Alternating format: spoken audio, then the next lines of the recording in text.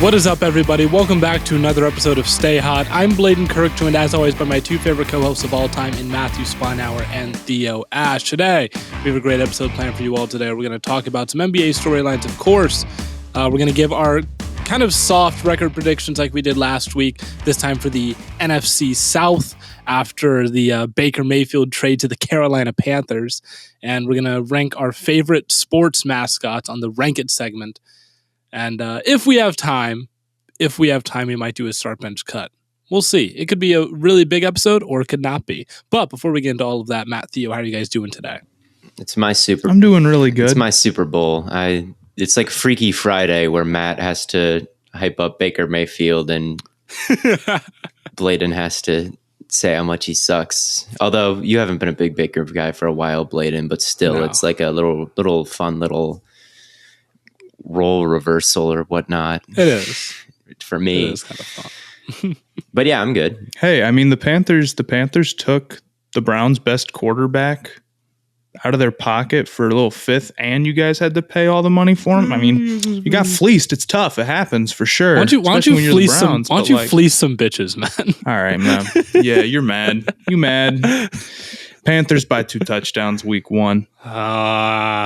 Everybody thinks that. I asked the question on TikTok is who you got, and it's pretty heavy money coming in on the Panthers, but I kind of think that's emotion. Really? That doesn't matter. That's heart money, not head money. All right. When's the last time the Browns won an opener? I think it's like 2006. Ooh, was the last time. That is pretty pathetic. Yeah, because it's a pathetic team, dude. This is the Panthers we're talking about, man. The Panthers. You're the Panthers. You're the Browns. Your team sucks. Bro. And you suck. Your best player's made of glass. I don't know what you want me to like. I mean, we know he'll be healthy week 1 at least. Yeah, my best player is playing more than your best player. Myles Garrett and Nick Chubb are both playing, and Wyatt Teller. I don't know what you're talking about. Oh, yeah. See, man, it's okay. Jacoby Brissett disaster class incoming. Brian Burns is going to have him in the deepest, darkest pits of hell. We could pick up Case Cookus, and we would still win that game. We would. I'm not scared of the. I'm not scared on this podcast. I'm not scared of the Carolina Panthers. I'm really not.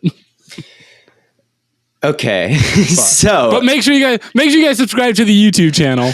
Keep helping this podcast grow, and make sure you join the chalkboard to be involved in things like the Rank It, or to talk about my album, or to pose questions for us to answer. All that good stuff. You know, sit in on games with us. But yeah, we're just gonna go through the NFC South. Well, we got to talk more about the Baker trade than that. Nope, that's it. That's all. So he doesn't want to talk about it because he knows his team is done.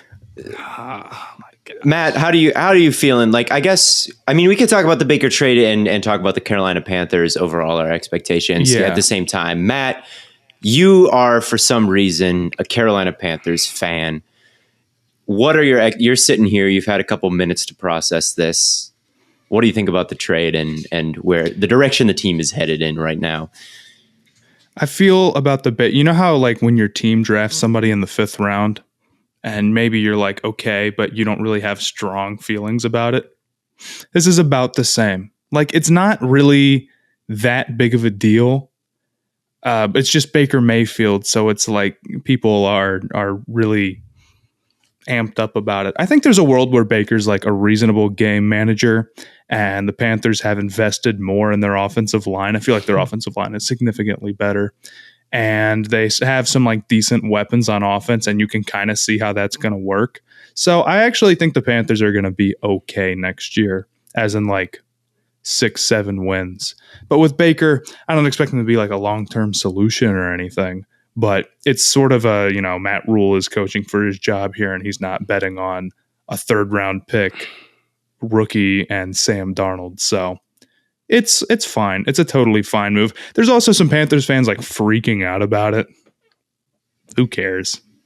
Yeah, it's at the very least like a neutral move, right? I mean, you're only paying him $5 million of his contract this year in a season where like the roster is already set. Like that's not preventing you from making any big free agency moves. It's all already happened.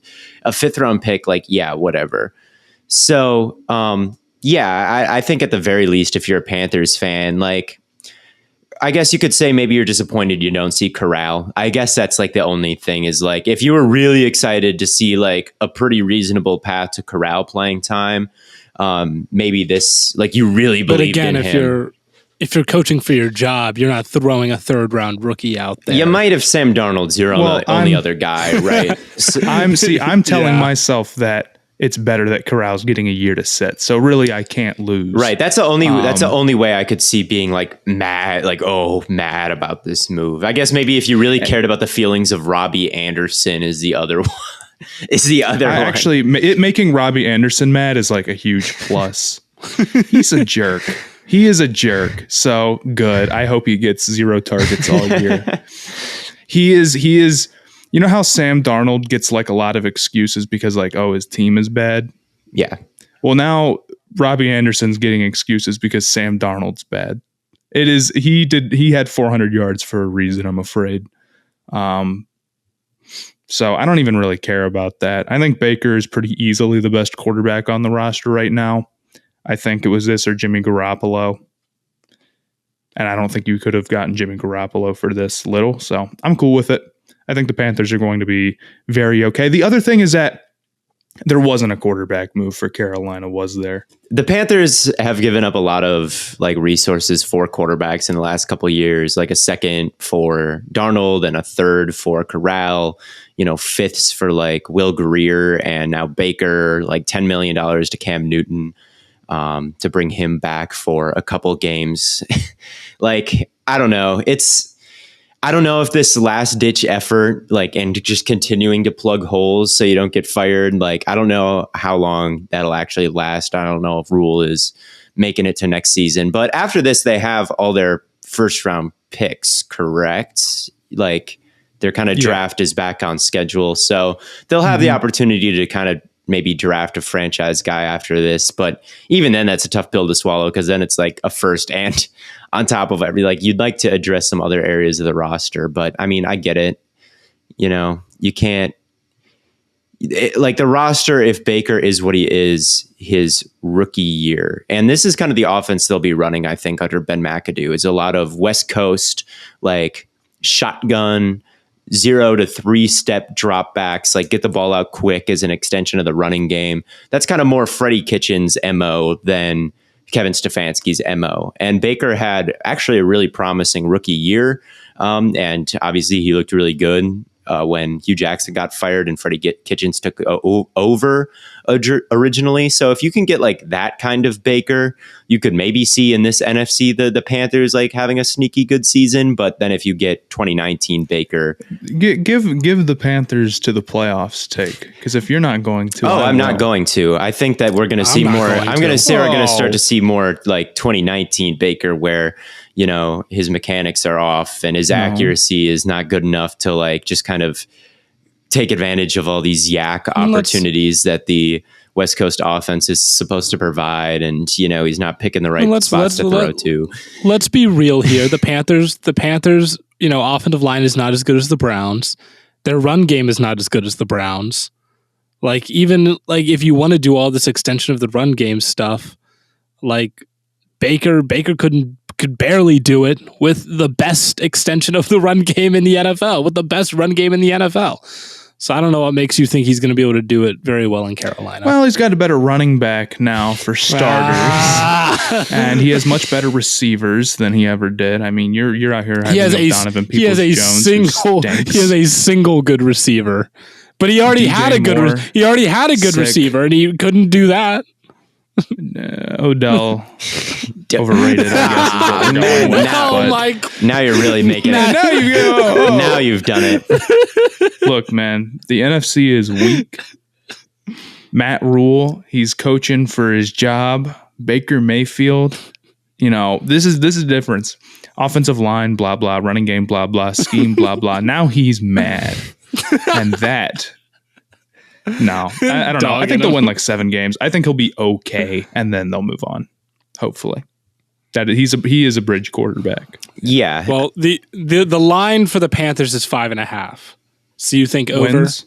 Yeah, 5.5 wins. Nah, I wouldn't hate the over on that. I wouldn't bet on the Panthers because I'm not an insane person. But if you said over on what's their schedule? They get the Falcons twice. It's the Falcons twice. It's Browns easy win. That's no, 3 right they're not beating the Browns. You go Browns, Giants, Saints, Cardinals, 49ers, Rams, Bucks, Falcons again. Or Falcons, Bengals. We got to beat the Falcons. Falcons twice. I think you could beat the Falcons twice. That's not unreasonable. You play the Ravens. You play the whole AFC North. Good and Lord. Then you play the AFC North. You play the Broncos. We play the AFC West. I'm going under 5.5. Okay. Yeah. No, you play the AFC North, NFC West, and the Denver Broncos. Yeah, I'm going under. That schedule there's a world where they play like a soft schedule and they hit 7-8 wins and maybe they're in the playoff chase late. We do not live in that world because that schedule is brutal. Okay. One DJ Moore injury away from having what could be the worst offense in football on paper. Like there's like 2 key players that you really trust there, and it's McCaffrey, who no, not worse than the Falcons.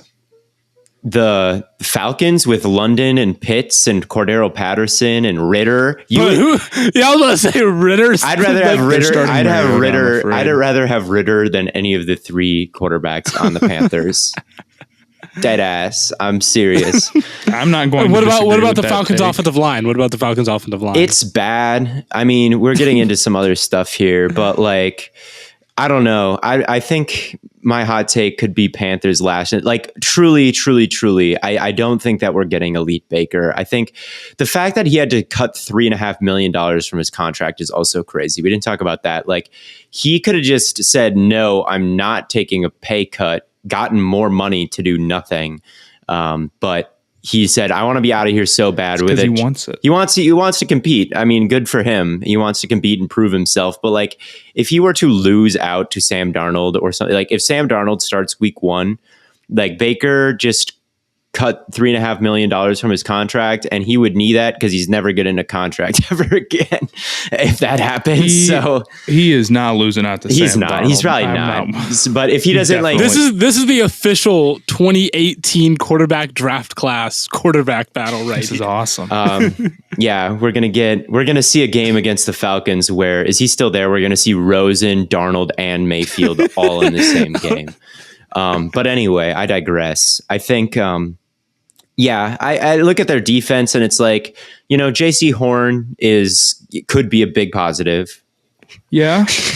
He could be. He's also coming off. He better be. He also is coming off Achilles injury and is a cornerback with like basically no NFL playing time. I don't know.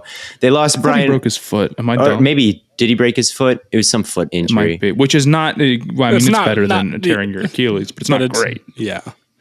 I could be wrong. Lower body injury at corner, never a good thing. No. Yeah, and then he broke his foot. He did break his foot. So and then you've got like, who did they replace Brian Burns with? So like a lot of the pass rush from last year, Hassan Reddick with. Who did they replace Hassan Reddick with? I genuinely have no idea. Right, so it's like that's a lot of sacks and pressure that did not get like adequately replaced for them. I don't love their linebackers. I don't love their cornerback room. I don't love their wide receiver room. I don't love their offensive line. I don't like their quarterbacks. They've got one good receiver. Like, to me, I think that the Panthers could be one of the worst teams in football again. I don't like their coaching staff. I don't like their owner. There's a lot to not like. There's a lot to not like in Carolina. 5 games. Okay. And I understand the I can hot see take that it's because it would be the under, but it also would ensure that they don't get a great quarterback. Also, worse than the Bears offense. True. That is true. Yeah. I'd rather have Fields than any of the quarterbacks on the Panthers, but yeah, their line is probably better. Their receiving core is honestly probably better. So yeah, I would say probably the Bears. I mean, I'm not high on the Bears. Like the Bears are about to be what I predict to be the worst team in football. So that's not saying much. But anyway, yeah, Panthers, their defense could be, I mean, their defense wasn't that bad. Like it was actually pretty good last year. So I do like Snow, their defensive coordinator, and some of the stuff that he does. So I think their defense will be all right. I think their offense could be bottom 5 again. I don't know. I'm taking the under. Offense, 5 games. That team just scares me. The Falcons, I think, are also going to be the Browns bottom feeders. Yeah. Absolutely. Like, they basically have the same schedule. Yeah, the Falcons. Yeah, they stink. They do. I mean, I kind of like what the Falcons did this offseason. Like, I'm somewhat excited to see them with. Like, obviously, Mariota and Ritter is not great, but Mariota has played in a playoff game, I believe, before. So, he's not a total black hole. I believe. That's. And notice how you didn't say this about Baker. I didn't say this about Baker. You're right. True. You're Baker right. won a playoff game. The last time we saw Mariota and Arthur Smith play together, Mariota got benched and he played terrible. And Ryan Tannehill came in and actually played pretty well. Ritter compared himself to Ryan Tannehill, and I think compares pretty all right to Ryan Tannehill. So history will repeat itself. Our king, Desmond Ritter, will take over the job. We're going to see Kyle Pitts, who is one of my favorite players in the league. I think that he's one of the best tight ends. Like, I honestly don't think saying that he's the best tight end in football is a crazy take. I truly do not think that. Like, if you were to switch Kelsey and Pitts, who would you bet on, like their situations? Who would you bet on to lead like tight ends in yards and touchdowns? Or like Mark Andrews? Yeah. Yeah. I mean, I think Pitts is like pretty phenomenal. I like London a lot. I really do. So do I. So those are 2 good receivers right there. Brian Edwards, Cordero Patterson's a nice weapon. Like the offense is okay. Like, I don't know. It's not good, but it's better than I thought it would be at the beginning of this offseason when Ridley got suspended. And then there's like the defense with Terrell and Casey Hayward and Isaiah Oliver. Like those are 3D. They have safeties. Don't look at the safeties, but like the starting 3 cornerbacks are all right. I was going to say, dude, the safeties are really weak. What about that front 7, Theo? How's that front 7 looking? Well, I liked Ebiketie. They brought in Lorenzo Carter from the Giants, who is okay. They lost Olagun. Their linebackers are pretty bad. Deion Jones is terrible now, sadly. Yeah. So Grady Jarrett and Ebiketie and like, I don't know. There's some okay. Are they winning a single game in the AFC North? Yeah, they'll beat the Browns. No, they're not beating the Browns. They're not. I don't know if they'd be lucky to get a single game in their division. And then now their one saving grace will be that they play Washington, they play the Bears. So like those are some like salvageable games. But again, they play the Chargers and they play the NFC West. Yeah, I mean when the bad go ahead, QB bad offensive line combo is not one to bet on. Bad front 7, really not. Pretty much a bad secondary, and really their core. Weapons are not that great. Honestly, they just have they have Pitts, who is cool, and London, who should be good, but's a rookie, and their depth is awful. Yeah, I basically really liked their draft. That's what I'm trying to say about the Falcons. It's like there's a bunch of guys. There's a bunch of guys that I'm excited about. Like Ritter, I liked. He was my quarterback 1. London, I liked. Ebiketie, I really liked. So. Yeah, I think that's what I'm confusing. Like, there's young talent there, and I love Terrell. I agree. There's young talent there, but as a whole, however, every unit is still probably below average. like bad, not even just bad, I would say. So yeah, their line for win total is 4.5. Ooh, I'm going under. I'll go. I think they stick around 4. 4 is, I think, pretty reasonable for them. Yeah, that's a pretty reasonable expectations. 4 would be yeah. No one ever wants to predict. Even 4 would be hard.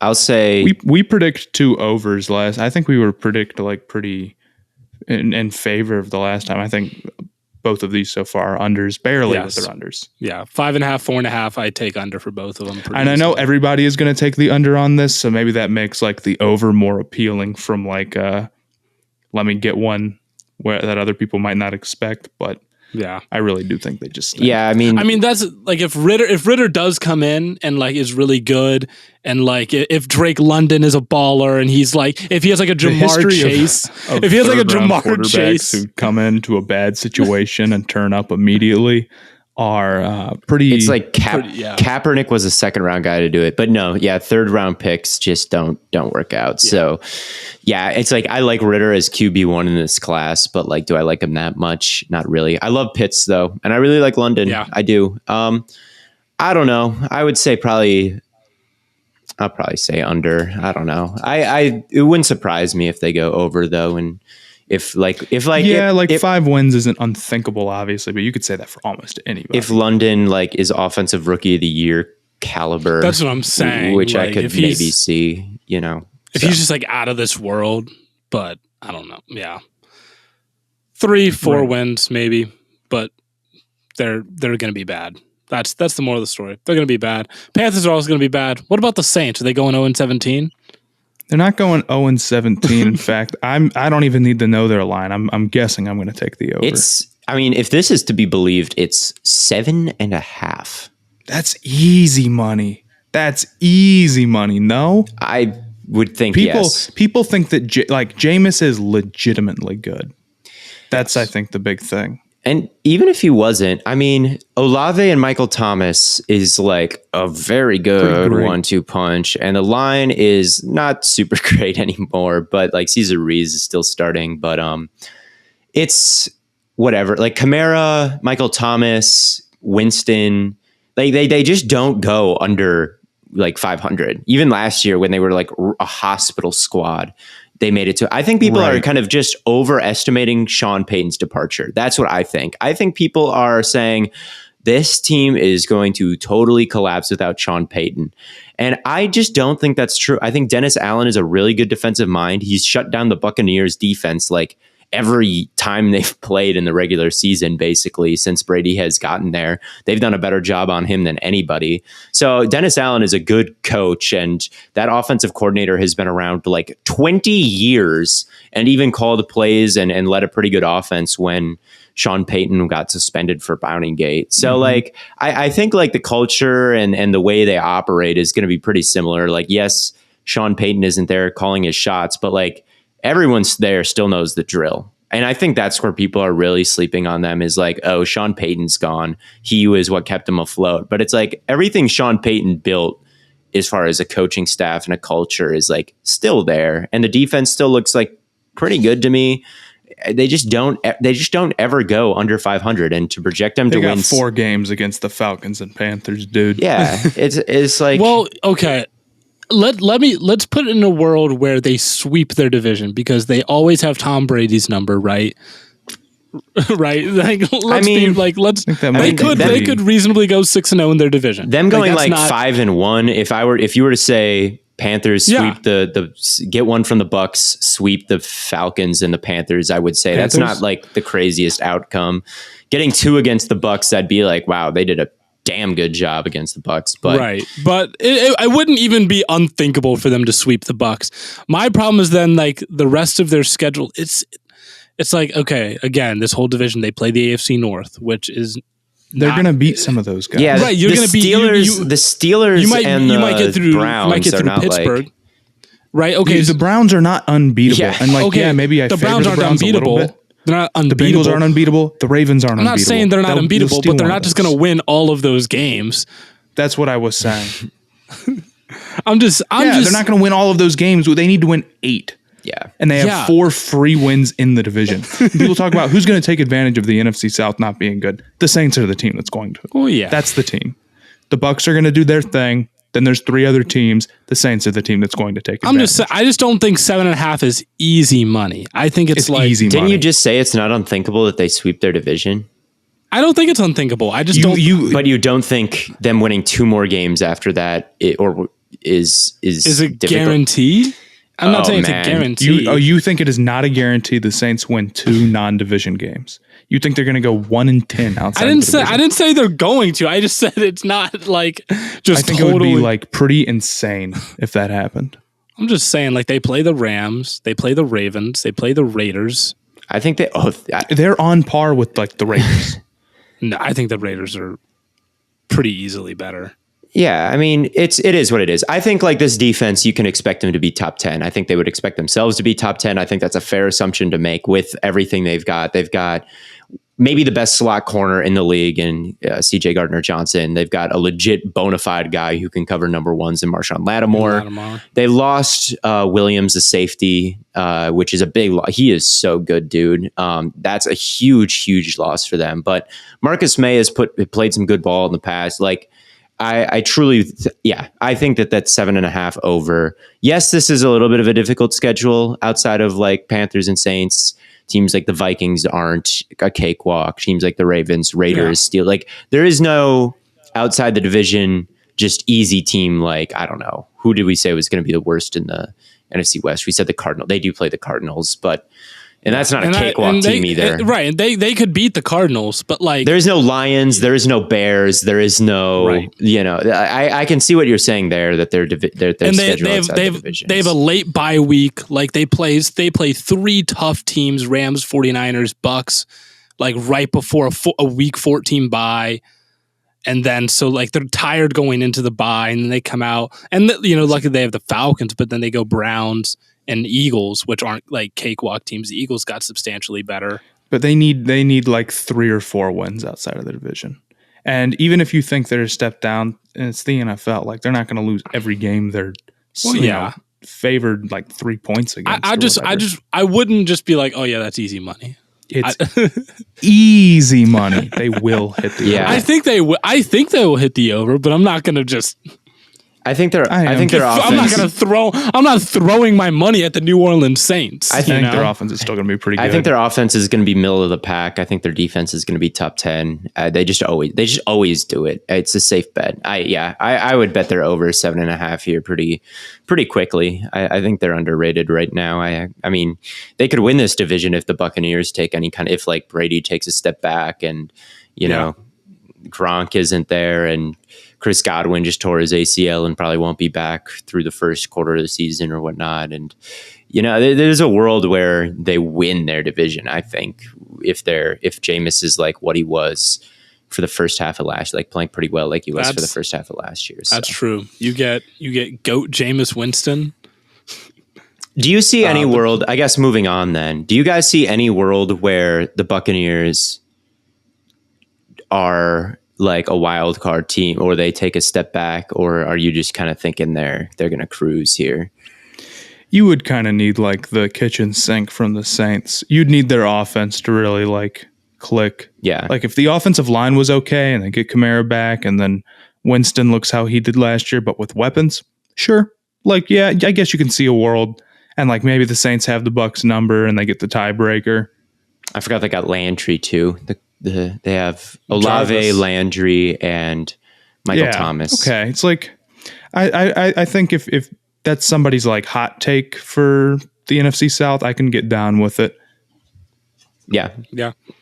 All right, I forgot about Trevor Penning. I forgot about Trevor Penning being your starting. They're cooked. They're cooked. I fear. My 2 favorite linemen, Penning and Cesar Ruiz, on the same line. My boys. Jeez Louise. No, but the Bucks are still going to be good. I don't expect like a huge drop off. I do think losing Gronk is a pretty big loss. But I'm not like total. And their secondary has never really been that good, but their front seven's always been so good that it doesn't really matter because they can just dominate offensive lines. They're still going to be good. But again, this whole division just does not have like cakewalk games. Did they get better on paper? I'd say no, right? No, probably. I'd say probably not. Yeah. They're at 11.5. 6 teams won 12 games last year, and the Buccaneers themselves. The Buccaneers themselves won 13 last year. The Packers won 13. The Rams won 12. The Cowboys won 12. The Buccaneers won 13 with the easiest schedule in the NFL last year. They won 12. Or did they win 12 or was it? They won 12, yes. Okay. The Bills only won 11. So I think 12 wins is a lot of wins, basically, is what I'm saying here. Like the Bills didn't even win 12 games last year. Chiefs barely got there. Bengals didn't get there. I don't know. 12 is a lot. Obviously Brady, I don't think I would project a fall off there just because that's foolish to do. And they've still got the high level offensive line, and they've still got the high level receiving core with Russell Gage. I don't know. 12 is pretty rich for my blood. I'd probably stay away from betting this at all. But I guess I would say I don't know, man. This one's tough. That's a tough. I'd say we've been saying but it's exceed high, low, or just right. I'd say that's just right. Yeah. They'll win 11 or 12 games. They will win 11 games and tie a game. That would be the under. 11 would be the under. It's 11 and a half. So I don't know. Yeah. I think the Bucs, this is not the best version of the Bucs that we've seen like over the past 2 years. Like with the Russell Gage is a good player. But the loss of Arians, and I think that Bowles is a good head coach even still though. So I don't know, man. I don't know. I think that it's just kind of more of the same, and they were a wild card team the year they won the Super Bowl. Last year they won 13. This one's a tough call for me, basically. Outside of their division, bro, their schedule is tough. They have Dallas, Green Bay, Kansas City. I mean, it is absolutely brutal for them. I kind of think they're better than all those teams, though. Honestly, maybe right. Like they could win all those games, but like they're not gimmies. It's for sure. I'm gonna say over. I think the Buccaneers in the NFC could feast. I don't see a reason why. Like Brady legitimately could have won MVP last year. Like I would not have been mad at that at all. I still think they still got Mike Evans, who is an elite wide receiver. Like Godwin shouldn't be back too late. You've got Gage. Yes, Gronk is gone, but like, is that really going to affect how much is that going to affect your win total? Maybe a game or two, I suppose. You still got Fournette. You still got the offensive line. You still got Devin White. They still have a very good team. Yeah, it's aging. It's definitely a lot of their best players are old, like Shaq Barrett and Levante and Brady, obviously. Like it's kind of an aging team, but yeah, I think that they could be the 1 seed in the NFC for sure. I guess that would be my prediction. So I'll say the over, gun to my head. Well, they won't. I can promise you they won't be my 1 seed. I still think they'll win this division. I don't think they'll be a wild card, but I don't know. 11 or 12. It's just like there's a couple games where I'm like, oh, maybe they win. Maybe they beat Dallas week 1. Maybe they lose, right? It's like games like that for me are just such toss-ups that it's like it could be 11, it could be 12. I don't fucking know. But yeah, that is the NFC South. Everything will go exactly to plan. Nothing ever goes wrong here on the Stay Hot podcast. So I got Bucs Saints. I'm going to say the Falcons finish. No, I don't know. I don't know. They both give tied. Me Bucs Saints, Panthers, Falcons. When we talk about the NFC North, I'm going to remember this. All right, yeah, pick the Vikings to win it. All right, I'm picking the Bears to win it, man. What are you talking about? Yeah, but anyway, I think that this is definitely a very top-heavy division. Like, there's two very clear tiers here to me, or maybe 3. Like Buccaneers in a tier by themselves, and Saints tier, and then maybe the Falcons and Panthers will both finish with 4 wins respectively. And I'll say the Falcons get some tiebreakers and finish above them in the standings. No way. No. You just like their draft. Yeah. Biased towards good players. You just hate the Panthers, man. That's what it is. You're right. Terrace Marshall. It all depends on Terrace Marshall. If Terrace Marshall looks good week 1, they're going to be all right. If he is a healthy scratch again, yeah, they're cooked. I will say this: any game when the Panthers aren't playing the Browns, I'm going to root for Baker. I'm rooting against the Browns. Hey, fuck you, Matt. Like, I don't like your birthday's over. I don't have to respect you anymore. Like, that's true. That's true. I don't know. No, I think they're going to be fine. It's a fine move. It's whatever. That's the NFC South.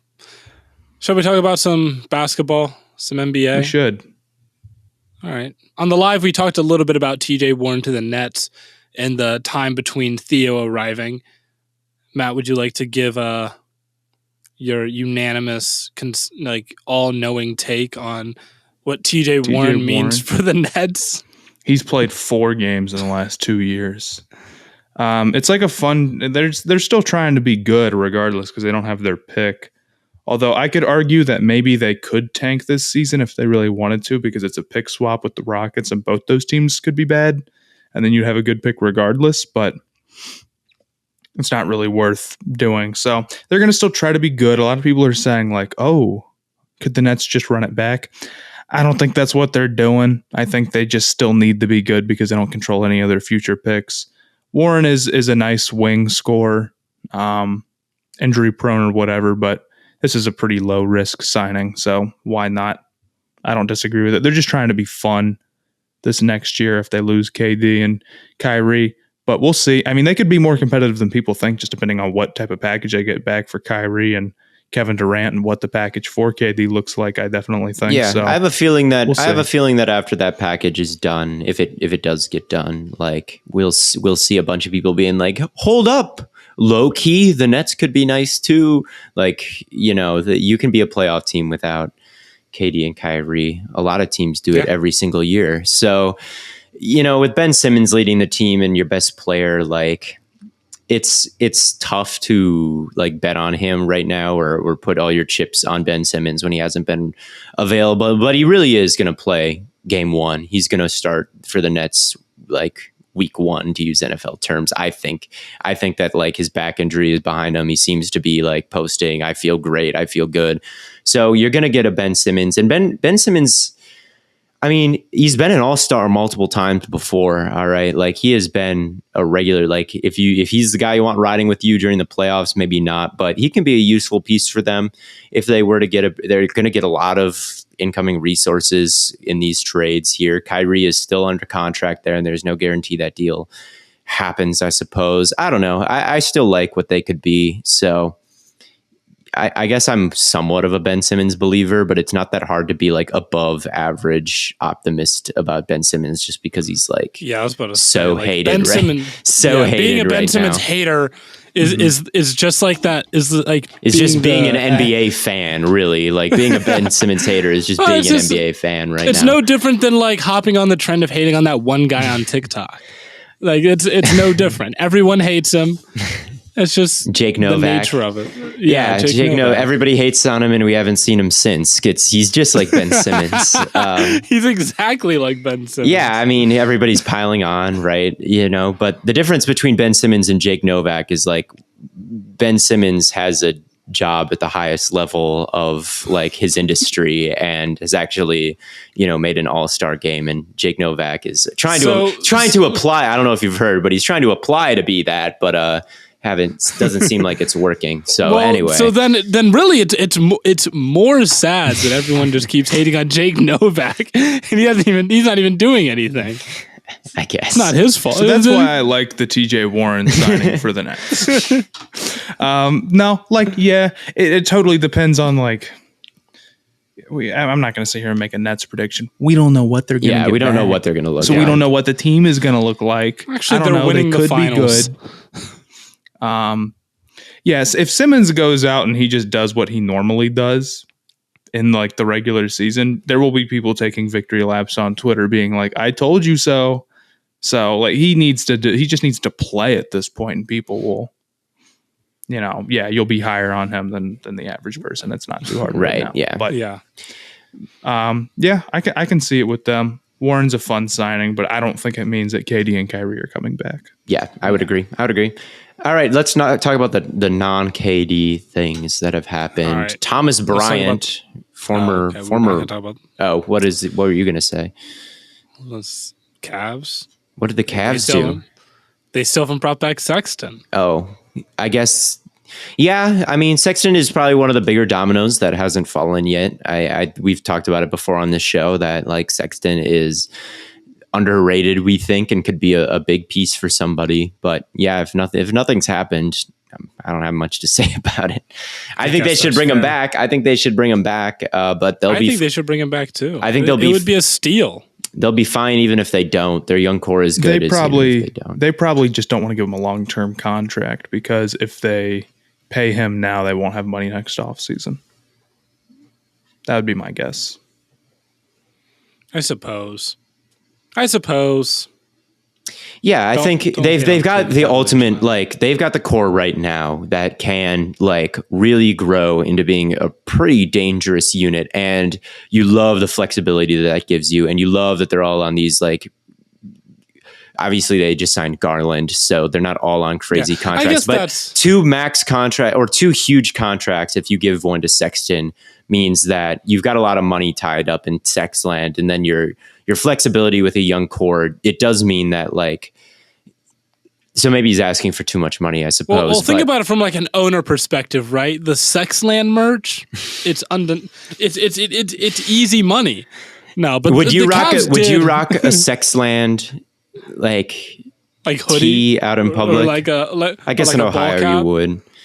In Ohio, absolutely. Maybe. Okay. Yeah, I'd go to a Cavs game wearing a Sexland shirt. Yeah, a Cavs game, but would you just wear one out and risk people not knowing what Sexland means?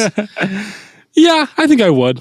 Okay. I think I'd go to class wearing a Sexland hoodie. Okay. Just gauging the temperature. But anyway. Yeah. So I don't even know who the owner of the Cleveland Cavaliers is.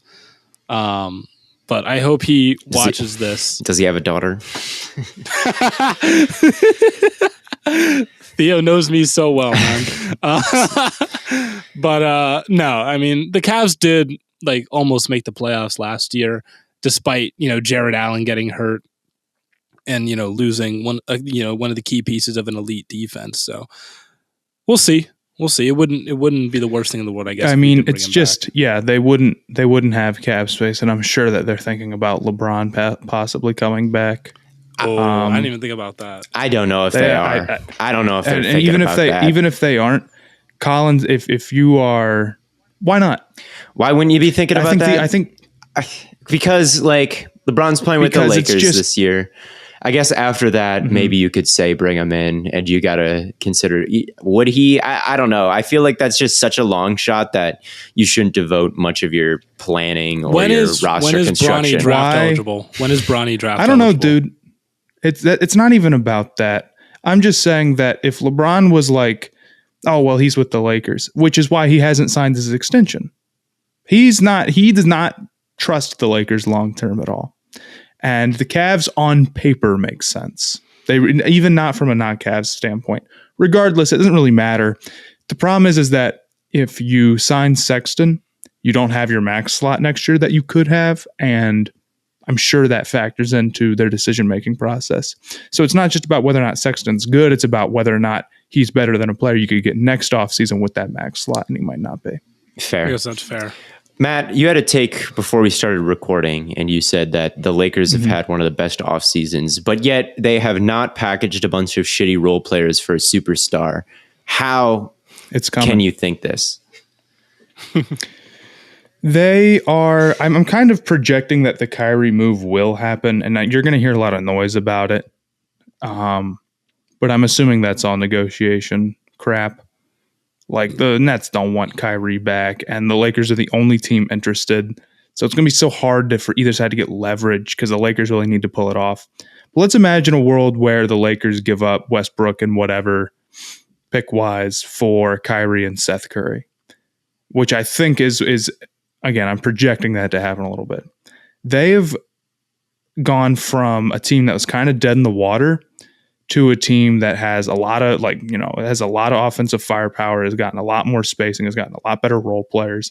And I still think they'd have problems. I don't know if I'd pick them to win anything, because they'd still be super injury prone. And I don't know if I trust their defensive personnel as much as I did when they won the championship, but their spacing would be leaps and bounds better than it was last year.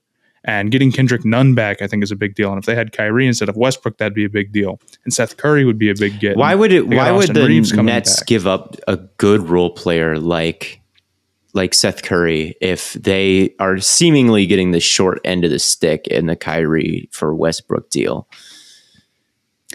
Well, I think you'd have to make the money match. I don't know that Westbrook straight up for Kyrie matches money wise. Okay. And you'd rather send Joe Harris, but that would make the Lakers like the most expensive team ever. So that's probably not going to happen. Is Westbrook making more this year than Kyrie? He's making a ton of money this year. Now, if you're the Nets, you're probably looking at Seth Curry and you're saying, you're on a 1-year deal. You're probably not going to be back next year because Seth Curry is the type of player that every single contender would want. And the Nets probably aren't. They might be good. They're probably not going to be contenders. Right.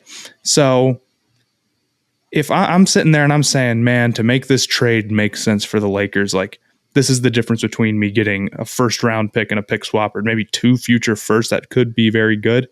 I'm pulling the trigger on that. Yeah, I guess that's fair.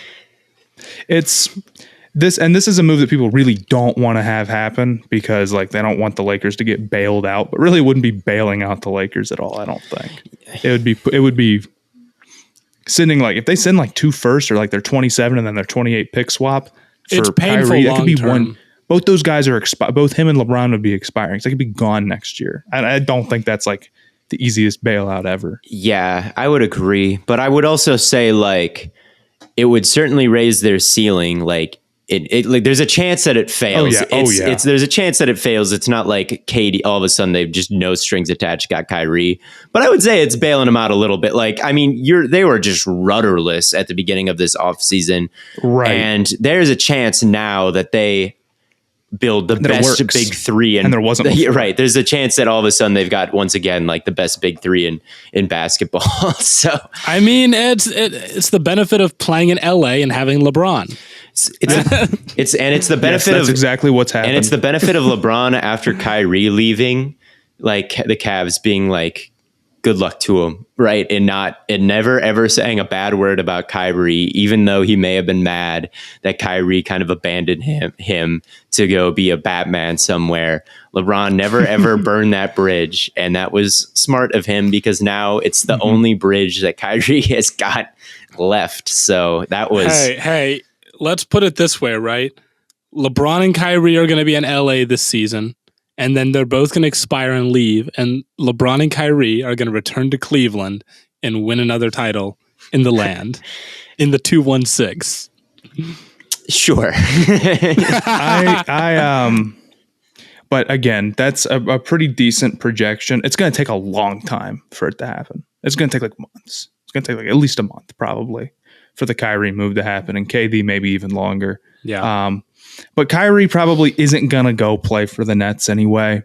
So if you have the chance to go get, a first and a pick swap or a first and some seconds for, basically nothing because Kyrie might not play for you and you'd probably buy out Westbrook. Yeah, you'd do it. Yeah. And again, he has no other suitors. So yeah. And it's just like the Ben Simmons deal too, like where people are like, oh, why is this taking so long? Why is this taking so long? Why is this taking so long? Look at the Ben Simmons deal. What did everybody say? Why is this taking so long? Why is this taking so long? Why is this taking so long? You know how many like pick packages the Sixers probably turned down for like just some garbage like that they could have taken right away, and then they eventually got James Harden because they waited it out. Not that move like worked out fantastically for them and James Harden, but like James Harden was about as good of a get for them as they could get. And it happened because they waited it out. And then the opportunity arose to get James Harden. So like taking like there is no basketball getting played for months. I mean, there is no reason to pull the trigger right now. If you're the Nets, there is no rush, and maybe even KD and Kyrie will say, "Never mind." Maybe, who knows? But and then you notice how all of a sudden the like Buddy Hield rumors start up again the second that this starts getting negotiated. Oh well, we might do something else. No, they're not. Then I really don't think they're going to go after Buddy Hield instead of Kyrie. I think they could just because they've always kind of had their eye on Buddy Hield. So like, I don't think it's unreasonable to say that they're interested. I don't know. But like, yeah, I mean, Kyrie they just pony up for. I guess it's down to the Lakers and how much they trust LeBron to stay. I know they don't want to give up these picks, but honestly, if I were the Nets and it really came down to it, even if it was just the 2027 first and Westbrook, I'd probably do it. I'd rather have the first than stick it to them and not. Fair. Yeah. Yeah. I thought you were going to keep going. Okay. Yes. Yeah. I think that's probably a smart take. And Thomas Bryant signed with them. That was kind of the bigger NBA news that's happened. And Thomas Bryant played pretty well. I remember there was one year that I played fantasy basketball, and Thomas Bryant was a decent center for me in those days. So shout out him for joining the Lakers. Definitely a better big than Dwight Howard. Definitely a better big than DeAndre Jordan, who was getting minutes for them last year. So yeah, they're starting to build these better role players back. And obviously their role players were, Caruso comes to mind. They were super high level around AD and LeBron and just weren't last year. That's the biggest problem. So even if they don't add Kyrie, like these Thomas Bryant moves and, Toscano Anderson from the Warriors, I think I pronounced his name right. Like, just getting these role players back raises their ceiling significantly, I think. So it's just not a team of LeBron's friends, old friends who don't fit well. That's like, as long as you can be that, like you're getting better if you're the Lakers. So I liked that signing for them.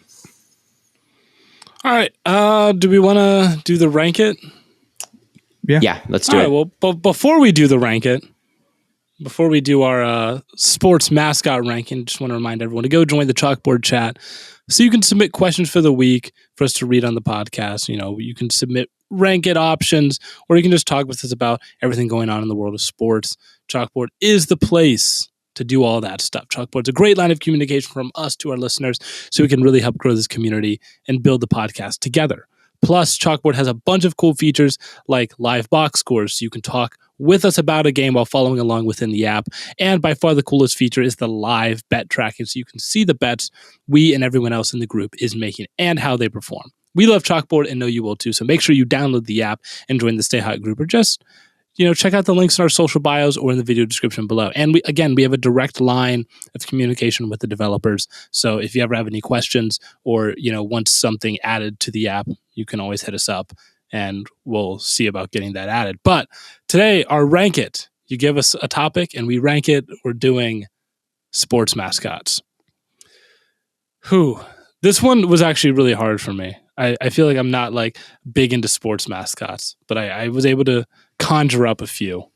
I've got my sports mascot take is they shouldn't exist in pro sports. I think they should only be college. I think it's weird. I think mascots for a pro sports team is weird. I think shit, here we go again. Fine. I mean, no, I don't know. It's just like they're professional. Once it gets like professional leagues, I just find it weird that they've got and in the college level, it's fun.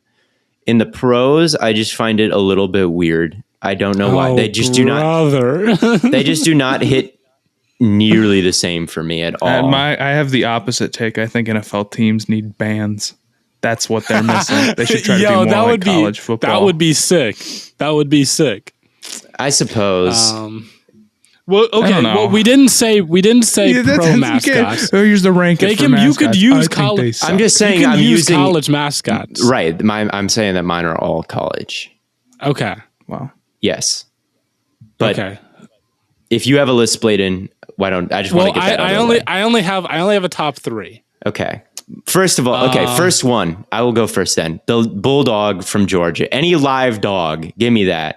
That's sick. I enjoy all the live dogs. They are in their little doghouse at the sideline. Wait. Do the Browns have a live dog? They do. I've never heard of him. Swagger and Swagger Jr. Swagger died, and they got Swagger Jr. Yeah, they want to be a college team so bad. No one's ever heard of them. What do you... I mean, that's cool, I guess. I've never heard of the Browns live dog. No one's ever heard of him. No one's ever heard of Swagger, the Browns mascot. Everyone knows. This is like you not knowing of Elvis. What? the Bills Elvis?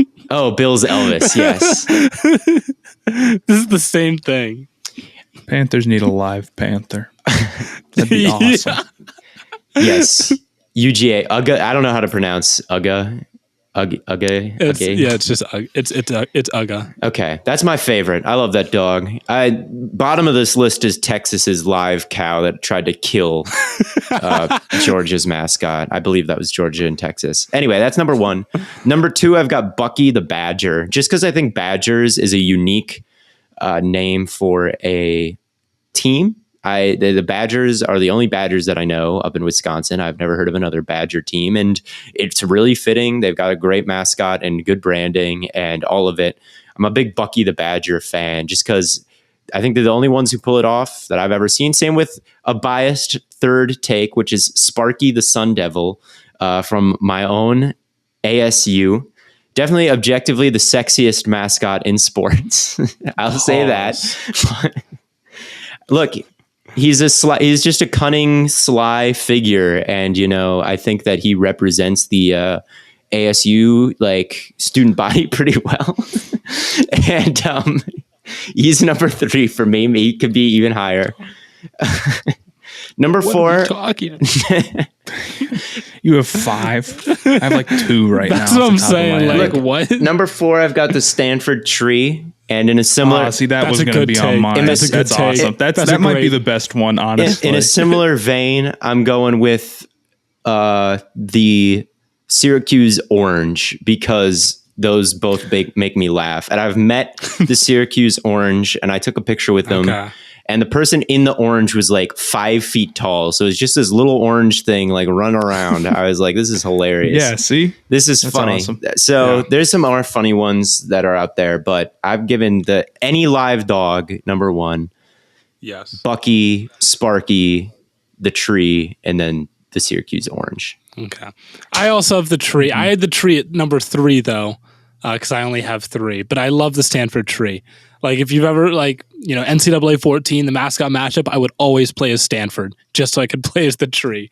It's that mascot, and Matt might be right. That might be the best mascot. It's the best mascot. But it's not only horrifying, it also doesn't make any sense. It's awesome. Not a shred of. We're gonna have they're Stanford Cardinals, no? It's just cardinal. So cardinal red, really. It's not like the Cardinals, the bird. Okay, but regardless, they're a tree. Awesome. Yeah, and the mascot's just called Stanford Tree. That's it. That's the whole name. That's so stupid. And I'm sure there's some explanation as to why that's the case. Someone's doesn't mean they have to have and it's so scary. Someone's gonna stitch this. Hank Green's gonna stitch this video with an explanation as to why the Stanford Tree is their mascot. But it's a great mascot. Swagger is number 1. The Browns dog, and that's just my personal bias as a Browns fan. But I also I'm gonna change it. Swagger number 1, Stanford Tree number 2, Benny the Bull is number 3. I was gonna put Benny the Bull at number 2, but Benny the Bull is number 3. Fair. Oh, the Suns gorilla. That actually. The Suns gorilla is pretty funny just because it's a dude. No, that's a pro team. It's a pro team. How do you enjoy that? In basketball, it fits a little bit better. Pro football, I've never been no pro football mascot is good in my opinion. Sorry, but yeah, the Suns gorilla and mascots dunking at halftime is a little bit more interesting than anything NFL mascot can do. But anyway. I digress. Maybe I'm wrong. Maybe I'll make an exception for NBA. I should have just done all 3 of the Browns mascots 1, 2, 3. Why do you need 3 mascots? You get 1. It's Swagger, Chomps, and Brownie. I can't keep track of all that. What is Brownie? It's an elf. He's the elf. He's the elf. What even are these things? Why is there an elf? I would like mascots way better if they weren't related to the team name. So the Suns gorilla works because it's funny because it's just a gorilla. It's funnier. That's why Stanford's is so sick. It should just be the Hurricanes. They had a good luck pig. That's funny. Yeah, that's funny. That's awesome. Yeah. That's number 3 for me is the Hurricanes good luck pig. I think his name was Hampton. Is this the hockey Hamilton, team? Maybe. Is this yes. Okay. Number 2 is the Stanford Cardinal, and then I'm partial to Brutus, so I have him at number 1. The Buckeye? Okay. Yeah. I Brutus think is a good take. He's Brutus funny because he's just a nut, right? That's awesome. He's just a nut. Like the pounding of his head. That like, one's, yeah, no, I think, and you know, yeah. And it's a pretty reasonably like good mascot for like a pretty hard team name to have a mascot on. And in fact, I think Brutus is like, I think that's like objectively maybe one of the best mascots because I just said Brutus and you knew who I was talking about. I think that's pretty impressive. So yeah, I think so. If I would have said Sparky, would you know what I was? Would you know who I was talking about? I'm. You could have guessed. I think so, you could have honestly. guessed. I probably could have gotten it, but that's not because I know Sparky. If a random person had said that, I would never have gotten it. If you would have just said, what is the name of the Ohio State Buckeye? I would have said, I don't know. But because you said Brutus, my head went Buckeye. But Bucky, I think the Badger is very good in that area where I think everybody knows that his name is Bucky. You don't? No. None of you? Everybody but me. I guess I grew up in the middle, like with Wisconsin fans. You guys also grew up in the Midwest, so I thought you would know that. But I kind of thought everybody knew he was Bucky the Badger. But I like Brutus. So yeah, he's number one. And Brutus also benefits from the Ohio State band being really famous, I think. Yeah, the Ohio State band. I think college football bands are really so sick. I think that's like. That's such a big part of what makes college football awesome. Crowds, like American pro crowds, are so bad, dude. Like you watch a soccer game and they've got like personalized chants for every player, and there's like constant singing and yelling happening in the crowd. And then you'll watch like an American football game and it'll just be like a light buzz. And then our only chants are like go blank, go blank. What's the Browns? Dog check. We might have one thing. Or there's also here we go brownies, here we go. That's the same thing. And then it's like a bark, but like it's the same thing as everyone else. Ohio State is pretty sick. They got the OHIO thing around the stadium. Yeah, that is actually pretty really much every sick. game, and they get 100,000 people at those games. They're awesome. College definitely has a better atmosphere than the pros. But I've had this take before that I think we got to rebrand like pro sports in America having like mascot. I think it's like the soccer aesthetic of just being Barcelona or Real Madrid. Or like something like that sounds so much better than them being like I disagree. I think the Barcelona Bandits or the Madrid Maulers just sounds like silly to me. Like it sounds maybe just come up with a better name than Bandits or Maulers. You're telling me you're telling me the Baltimore Ravens aren't sick. That's what I'm saying. I don't care. I mean, some of them are cool, but like a lot of them are not. Like if I like a grown ass man playing for the Dolphins, right? I don't know. I don't know. Dolphins are intelligent. Stuff. Dolphins are intelligent creatures, man. What do you? They are the Pelicans.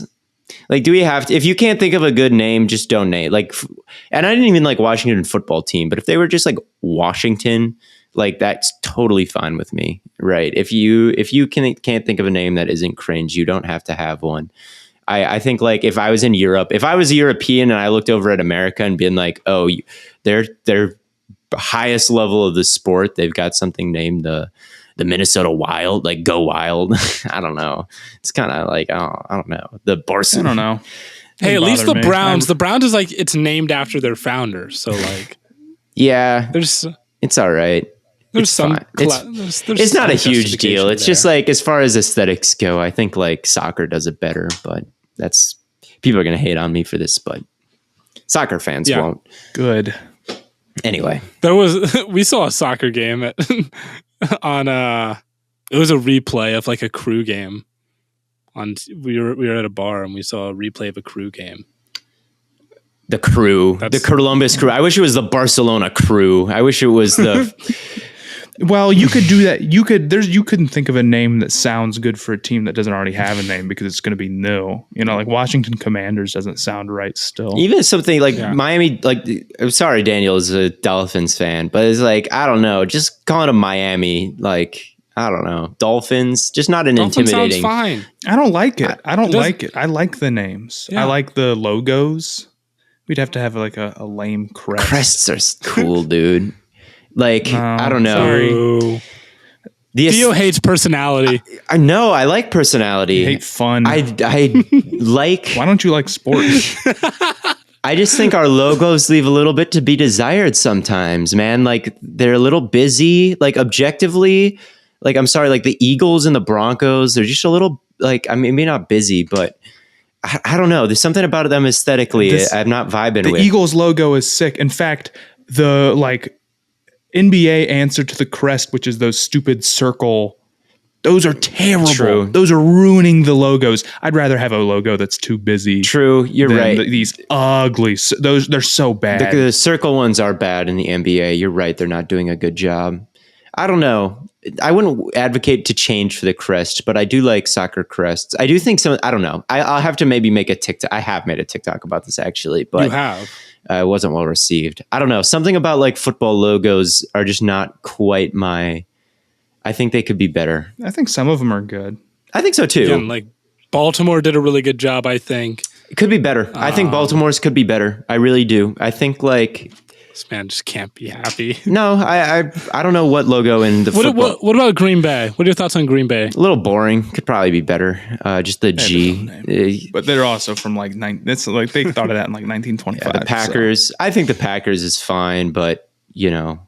It's just fine. I'd be fine if they were just. I root for Green Bay. You know, that works for me. You're telling me Oakland, or I guess now they're the Las Vegas Raiders. Them being the Raiders, they have the best logo, and their logo is the Raiders. Yeah, come on. The Raiders do it right. The Raiders have their whole like the pirate is an autumn wind. It's like actually creative. It's not just like go Raiders.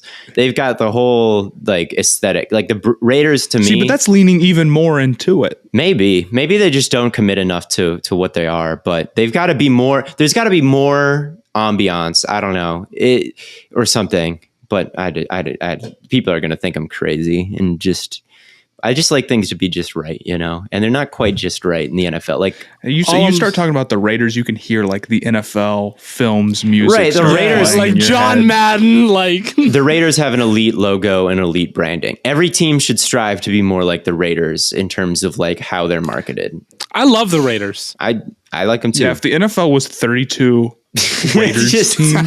Different colorways of the exact same logo and jersey. The Cleveland Brown Raiders. The Cleveland Raiders. Just no, everyone's the Raiders. But I digress. We got to get out of here. Kansas City Raiders. Yes, you don't. Actually, no. We're gonna go for another hour. But thank you all for tuning in to the Stay Hot podcast. Don't look at me like that, Matt. Next time you hear from us, we will be in Vegas. We'll be going over the NBA Summer League. Should be a super fun time. Let us know what games you want us to see, players you want us to look out for. As always, tons of content coming away on all platforms. And from Corn Boy, Bird Boy, and Lemon Boy, we will catch you all on the flippity flop.